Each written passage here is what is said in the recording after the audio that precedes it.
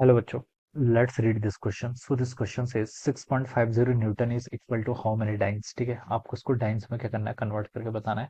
We have given the four options, आपको इसके corresponding यहाँ पर फोर ऑप्शंस गिवन किए हुए हैं।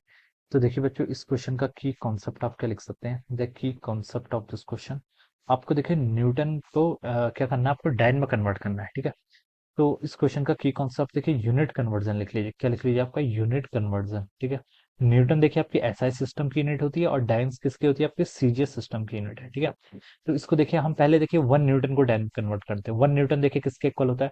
1 न्यूटन होता है देखिए जब आपका 1 केजी का कोई ऑब्जेक्ट है, उसका वो आपका उसका एक्सेलरेशन 1 मीटर पर सेकेंड स्क्वायर के इक्वल होता है। ठीक है, देखिए फोर्स किसके इक्वल होता है। फोर्स हम डिफाइन करते हैं, फोर्स होता है आपका मास टाइम्स एक्सेलरेशन के। ठीक है, अगर आपका मास भी 1 केजी है और एक्सेलेशन 1 मीटर पर सेकंड स्क्वायर है, तो उस सिचुएशन में बोलेंगे जो आपका फोर्स एक्ट हो रहा है वो कितना करेगा, आपका 1 न्यूटन का। ठीक है, तो 1 केजी के ऑब्जेक्ट का जब आपका एक्सेलेशन 1 मीटर पर सेकंड स्क्वायर होता है, तो ये आपका क्या है, दिस इज अवर 1 न्यूटन। ठीक है, अब आपको इसको सीजीएस सिस्टम यानी कि डाइन्स में कन्वर्ट करना है।